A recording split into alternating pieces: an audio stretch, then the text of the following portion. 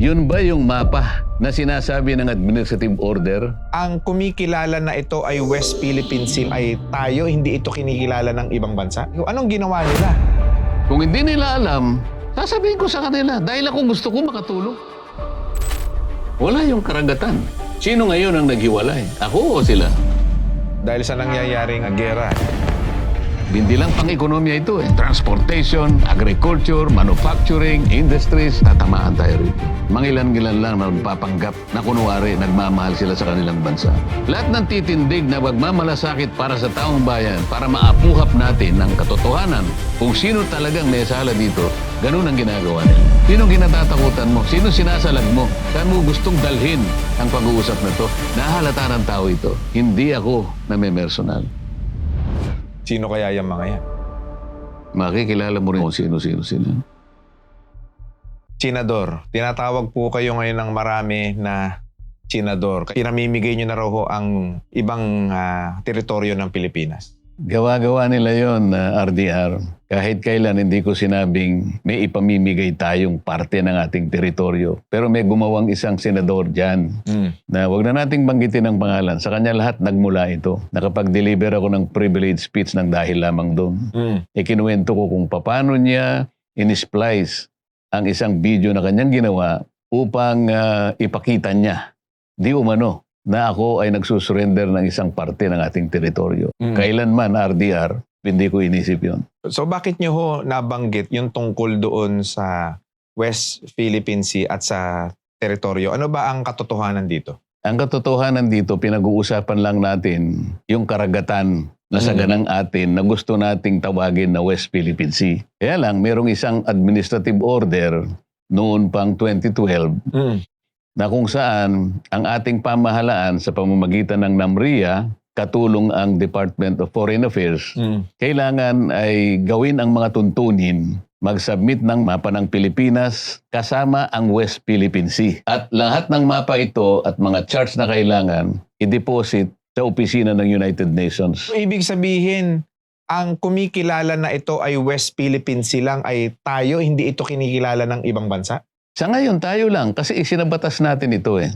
Ako naman, RDR, gusto ko naman ito'y maging opisyal at tawagin ng West Philippine Sea at mangyayari lamang yan kapag yung mga hakbangin na hinihingi ng United Nations ay gawin natin. So ibig sabihin, ang tanging hangad ninyo, gawin itong opisyal.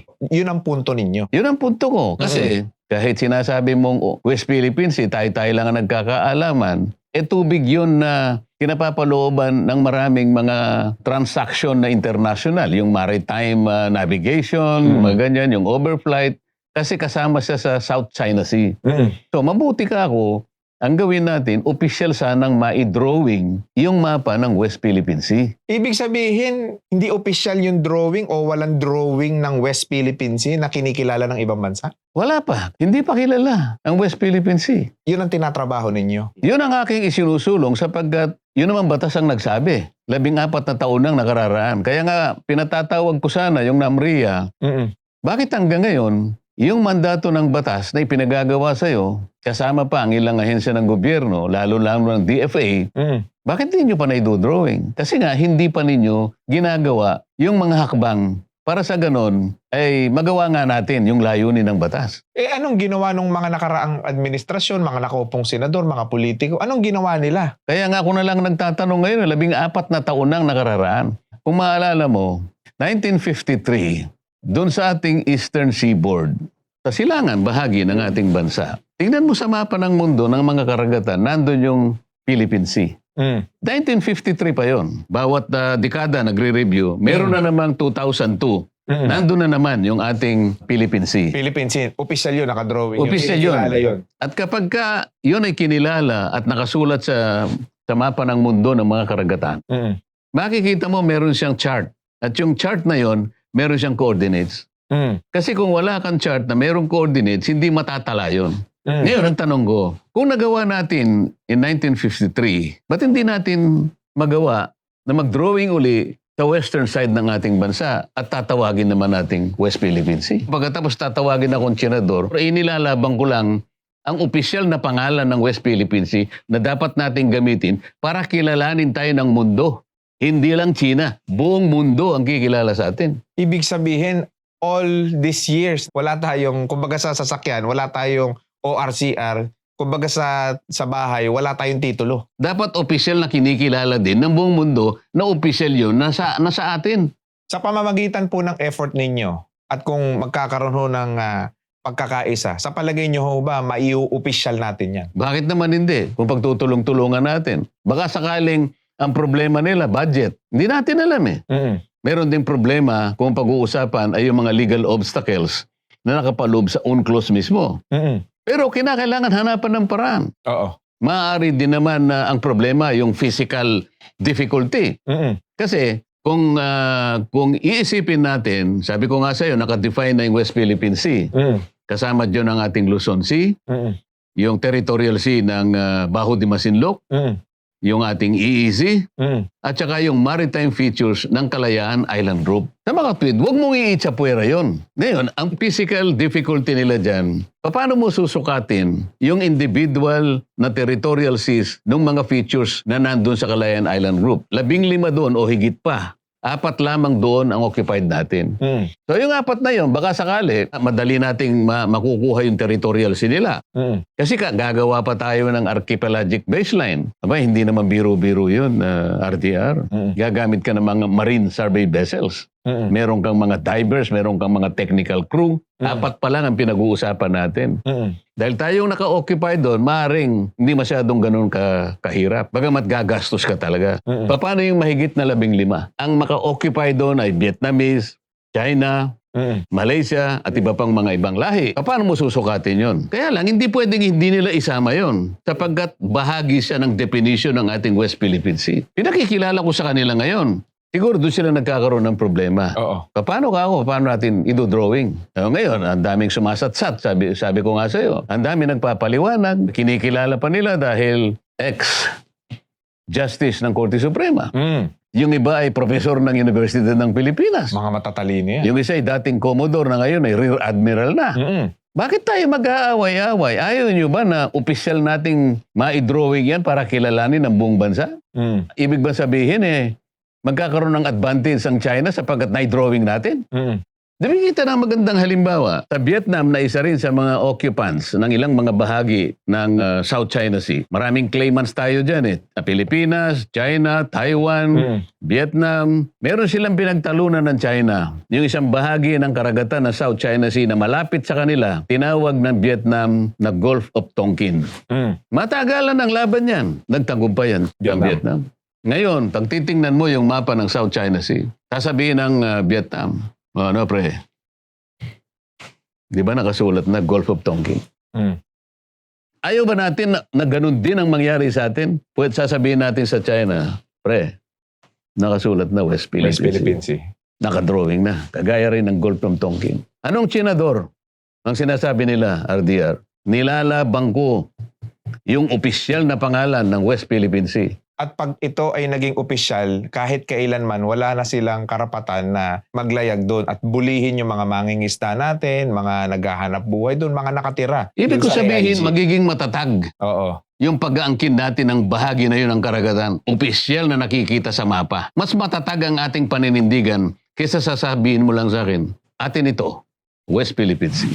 Sa lupa kasi meron tayong tinatawag na muhon na hanggang doon yung property mo, di ba? Pagka sa tubig, ano po ang magandang maging basihan?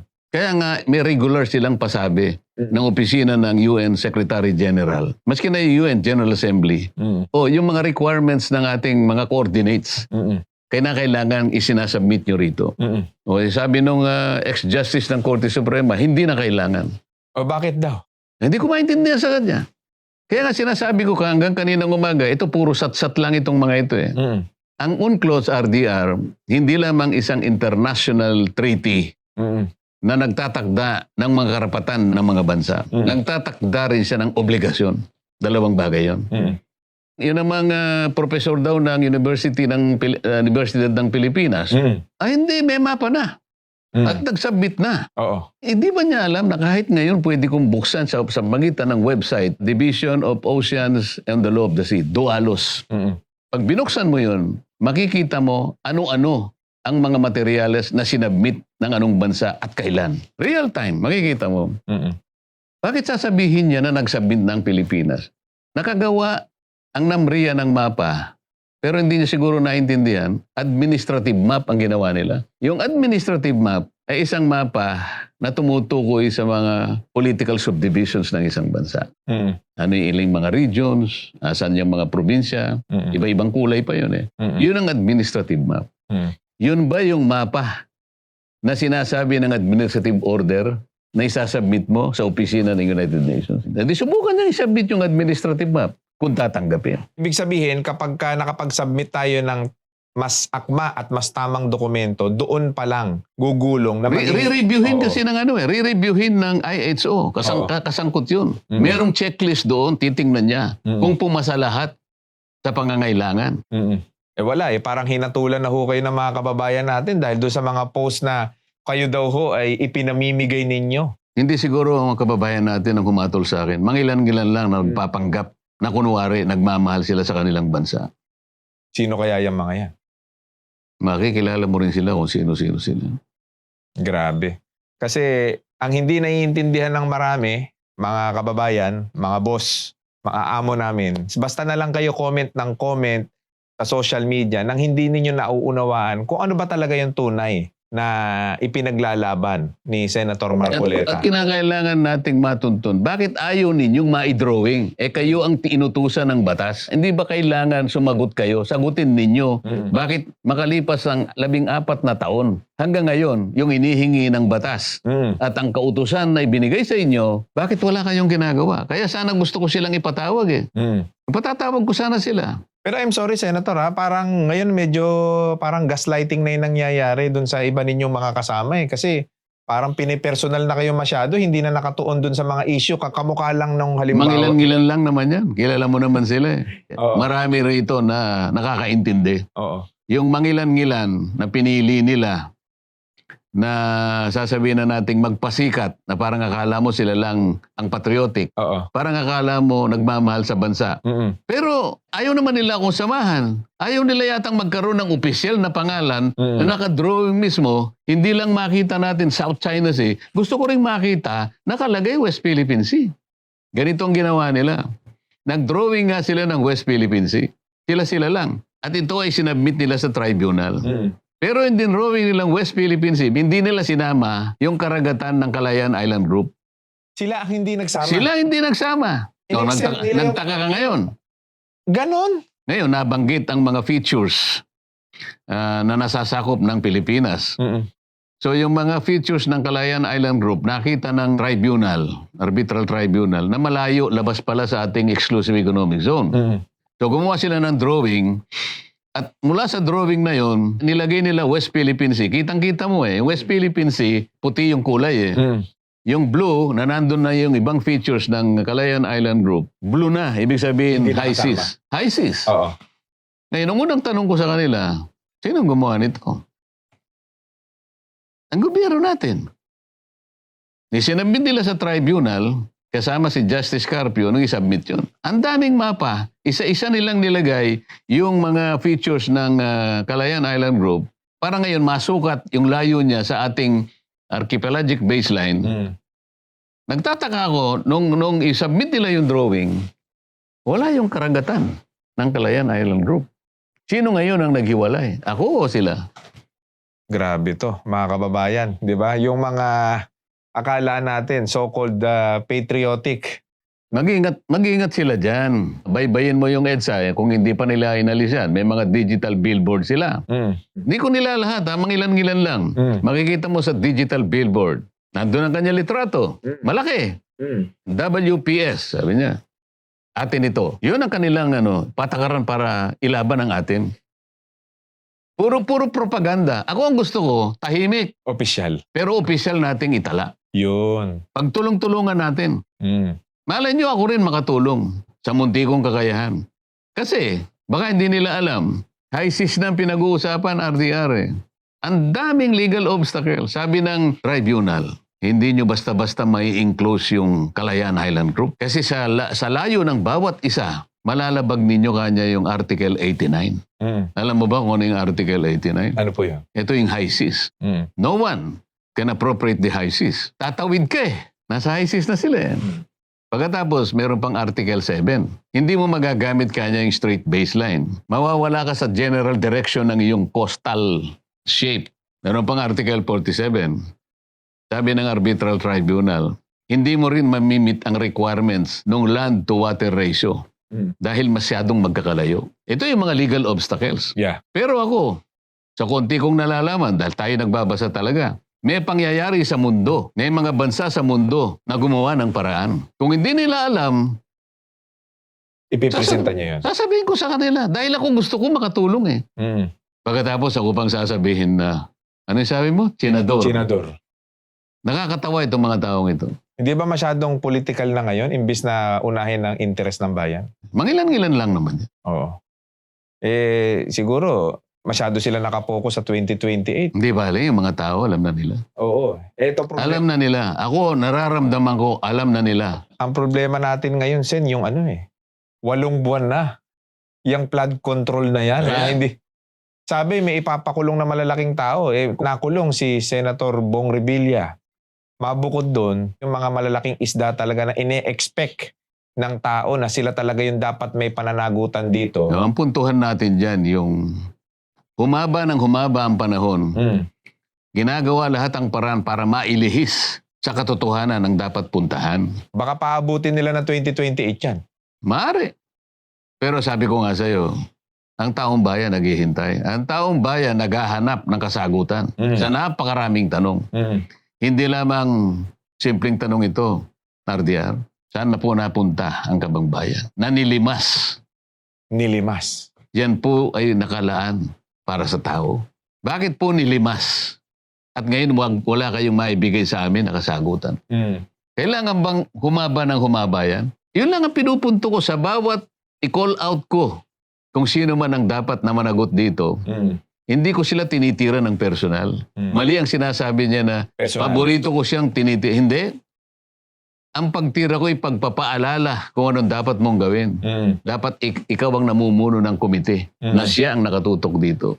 Nakita niyo ba kung tumira ako ng personal? Hindi. Pinapaalala ko, ba't hindi mo tinawag si ganito? Si ganito, tsaka si ganyan. Napakarami nito. Personal ba yun? Hindi. Pinakikita ko, pinaalala ko sa kanya, sapagkat ito'y sagutin mo sa taong bayan. Kasi ang buong akala ko noon, magkasangga tayo eh. Ang hanapin natin, malalaking isda. Sinabi ko na sa'yo, hindi sapsap ang ating tinutukoy dito. Hindi butete. Yung may utak dito. Sino yung mga utak dito? Sino yung malalaking isda? At sinabi mo rin, nanindigan ka kung nasa ng ebidensya. Doon natin tutuntunin. Sen, nasa na si Gutesa ngayon? Nawala parang bula. Ganun ang ginagawa nila eh. Lahat ng titindig na magmamalasakit para sa taong bayan, para maapuhap natin ng katotohanan kung sino talagang may sala dito, ganun ang ginagawa nila. Yung 18 Marines na tinawag pa nilang 18 Marites, bakit hindi man lang naimbitahan ni isa sa kanila? Okay na nga ako ngayon. Dahil kahapon, do sa aming pagtatanungan, na wala na siyang maisagot na mabuti, hanggang sa aking palagay, umamin na rin na kailangan talagang tawagin. Hindi lamang yung 18. Maliban pa sa 18, meron pa akong mga binanggit na mga crucial na pangalan sapagkat ito'y pagmumulan ng mga ebidensya. Para sa ganun, magawa natin yung ulat na gusto nilang gawin na sa ngayon isa pa lang ang pumipirma. Partial report. At ang gusto pa nila pumirma ako. Paano ako pipirma sa isang partial report at hindi pa naman natawag ang lahat ng dapat tawagin? Kailangan nating buuin muna. So nangako sila. Payag daw siya. Nabuksan muli. Nung tinanong kong kailan, o hindi na naman nakasagot. Pero ang taong bayan nakikinig. Ang taong bayan nakikita. Hindi ako na may personal. Ang aking gustong mangyari, gawin mo ang pananagutan mo.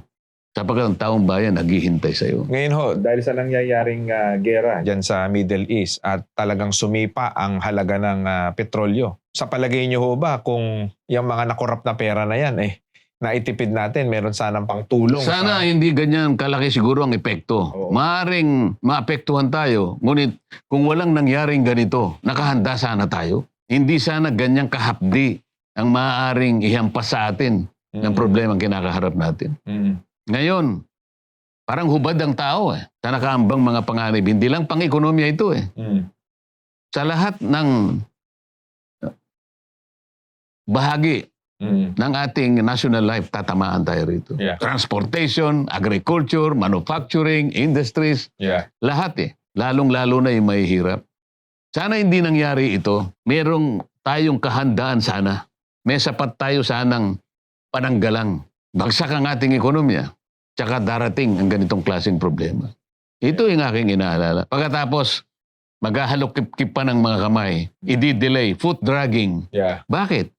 Sinong kinatatakutan mo? Sino sinasalag mo? Saan mo gustong dalhin ang pag-uusap na to? Nahalata ng tao ito. Hindi ako name-personal.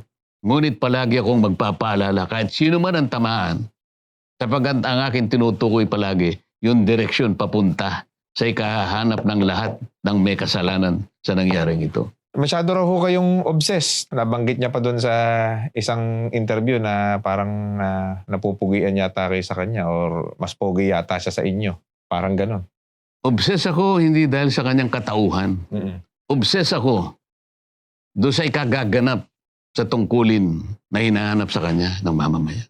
Talagang ako'y magbabantay pagka doon. Nakasalalay dyan kung paano natin ibabawi ang nangyari sa ating mga mamamayan. Yung pagkakalimas ng ating kabangbayan. Yun ang binabantayan ko. So obsessed kayo? Obsess ako kung ang pag-uusapan ay yung pagganap ng dapat na gawin niya alang-alang sa bayan at sa mamamayan. Tama naman yun para sa interes ng Pilipino. Bilang Panghuli, mensahe nyo ho sa mga kababayan natin na patuloy na sumusuporta, naniniwala ho sa inyo. At yung siyempre yung mga tagapagtanggol nyo ho sa social media dahil siyempre nasaktan din ng marami sa kanila na tinawag kayong tsinador. Ano ang masasabi nyo doon sa mga supporter ninyo? Ang importante ay magawa natin ang lahat ng ito. Ano man ang ibato nila sa atin. Kung halimbawa nagagalit sila sa ginagawa kong yan, wala akong magagawa. Ayun ang tungkulin pong ibinigay nyo sa akin. Kaya po ako nandito. Kaya ako po nagpapaalala sa inyo, huwag na ninyong intindihin kung anong binabato sa akin. Ang intindihin po ninyo ay ang inyong kapakanan na kailangan po nating ilaban sa lahat ng pagkakataon at kahit saan tayo makarating. Maraming salamat, Senator Marcoleta. At sa mga viewers natin, please do not forget to subscribe and click that notification bell para lagi kayong updated sa ating mga future videos. And also do not forget to follow us on Facebook, TikTok, Instagram, and Spotify. Muli maraming salamat mga boss and God bless sa inyo lahat.